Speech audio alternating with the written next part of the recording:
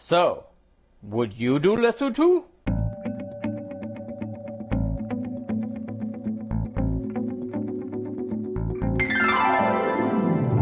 And welcome back to Cliffieland. This is weekend country number 96 on our second attempt of cooking the food of every single country in the world. And tonight we're up to the nation of Lesotho, technically the kingdom of Lesotho. Now Lesotho translates to the land of the people who speak Sesotho. An individual from the country is Basotho, or the people as a whole would be Basotho. No, it's not pronounced Lesotho. Lesotho is a completely landlocked nation located within South Africa. It is a mountainous nation, technically the highest by altitude in the world, and the southernmost landlocked nation in the world. Now its food is going to be very similar to that of surrounding South Africa, and interestingly has a rather less spicy cuisine than that you would find pretty much elsewhere in Africa. Dishes will have a lot of things like potatoes and greens and porridge, which can be called pap or a number of things throughout sub-Saharan Africa. The use of meat is actually somewhat uncommon and generally reserved for special occasions because of its rarity. And tonight we're going to be doing the same two dishes we cooked last time around, so let's take a look and see how things went when we tried it then.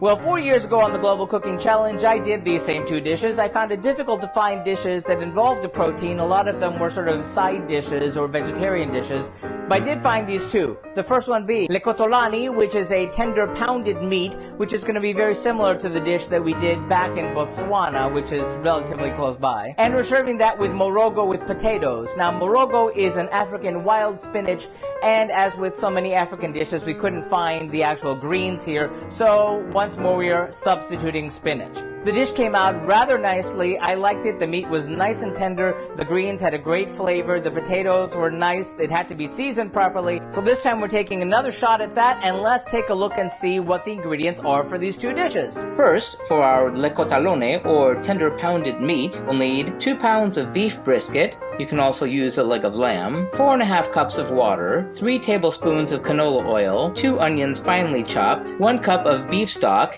which we have substituted for the suggested 2 beef bouillon cubes in 1 cup of water, and salt and pepper to taste. And then, for our Morogo with potatoes, we'll need 1 bunch of spinach, rinsed, dried, and finely chopped, 1 bunch of spring onions chopped, 2 potatoes, peeled and cubed, salt and pepper to taste, 3 tablespoons of butter, and optionally 3 tablespoons of peanut butter. Well, this looks refreshingly simple. Let's get cooking. Season the beef with salt and pepper. Place the beef in a large saucepan or Dutch oven. Cover with water, and bring to a boil over medium-high heat. Lower the heat to a low simmer, cover and let simmer for 3.5 hours until tender. Uncover and remove the meat from the bones, if any. Remove the meat from the pot and cut into portions.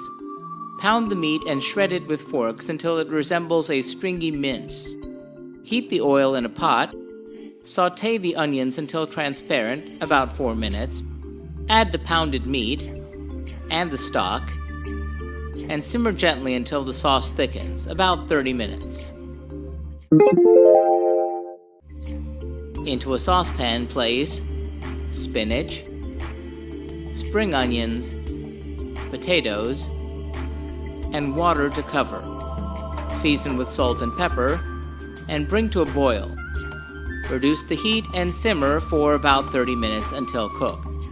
Remove from the heat and drain the excess liquid. Stir in the butter, and stir in the peanut butter if using. Mix well. Taste and adjust seasonings as needed. Plate servings of the Morogo and potatoes. Plate the pounded meat alongside or over the top. Wipe plates and serve warm.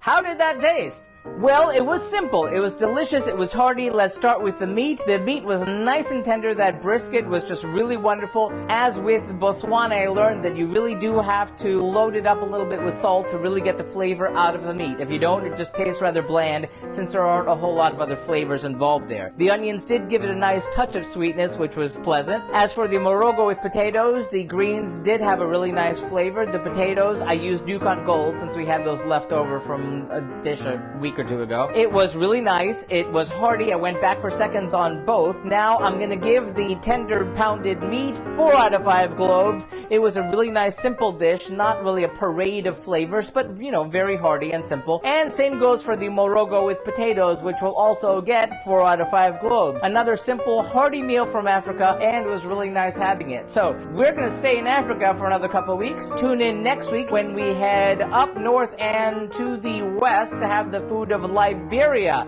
See you then. And remember, if you'd like to see our streams live when they happen every Tuesday night, be sure to follow us on Periscope or Facebook Live. Like and subscribe to be advised when these videos are posted. Remember, links to the original recipes can always be found in the About section. And if you have any thoughtful feelings or helpful suggestions about the food that we're cooking, let us know in the comments. Thanks for watching and happy eating!